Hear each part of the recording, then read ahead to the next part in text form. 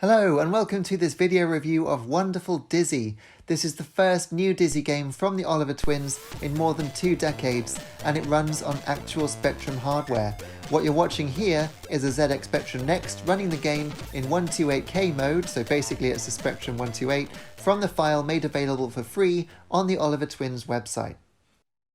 From a story point of view, the game follows the book of The Wizard of Oz rather completely. Turns out that the book is out of copyright, so the twins could go all out to make the most of this already rich fantasy world.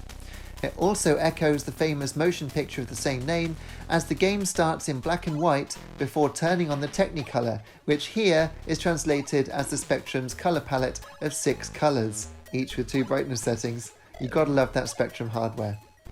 The core gameplay, of course, remains faithful to the Dizzy games of the mid-1980s, in that you control the eponymous ovoid hero, who is now sporting a rather fetching adventurer's hat, as he tumbles around 2D single-screen environments, hunting for items with which to solve puzzles. There are also lives to be lost, and an energy bar reminiscent of Fantastic Dizzy or Magic Land Dizzy, which drops as you take damage, but can be replenished by eating the fruit that's scattered around the game world. But this being an all-new game, there are some significant strides forwards in terms of the game design. The core series on Spectrum could be mapped out in their entirety in 2D, as many of us did on graph paper back in the day, but this game uses a surprisingly intricate paths system, which means you can follow arrows or hit enter on pathways that wind off towards far-off places, and the screen duly changes with Dizzy now on that plane. This goes a long way towards making the game world feel bigger and gives you far more to explore. There's also a nice variety of scenery too, from castle interiors with dungeons to spooky woods and my personal favourite, a temple area.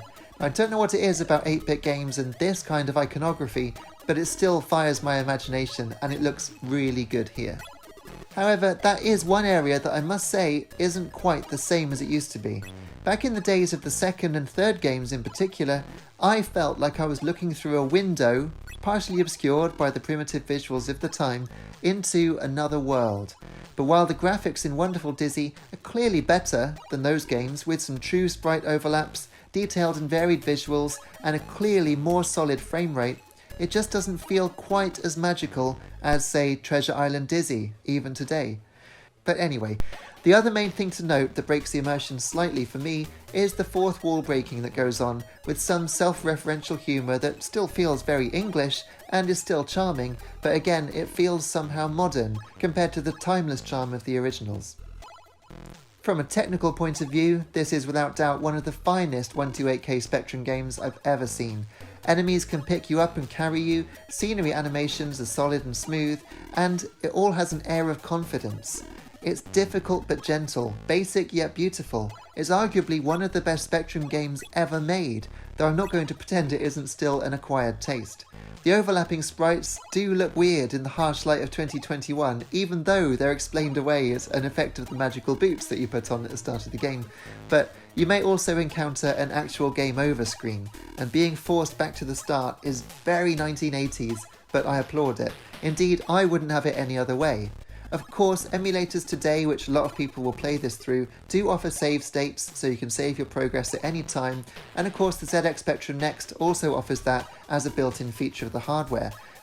I must admit, I haven't finished the game myself yet, but in truth I've only finished a couple of the original games anyway, and Treasure Island Dizzy took me some 25 years to finish properly. You can actually still read about that on GamesRadar.com, I'll leave the link in the description. But for now, you can be happy with the knowledge that Wonderful Dizzy is playable in your browser or via a Spectrum emulator of your choice, so you can give it a go too, right now. The game is completely free to play, since no money changed hands during development. It's a true labour of love. But even so, I would urge you to support the Oliver twins somehow, perhaps by buying their Atari Evercade Oliver Twins collection cartridge, the proceeds from which all go to the National Video Game Museum, which is in danger of closing because of the coronavirus pandemic. You can check out my review of that cartridge on the right up here. Well, let me know what you think of this game in the comments, and please check out my channel for more gaming videos, as well as music and much more. Please hit like and subscribe, and I'll see you again soon. Cheers.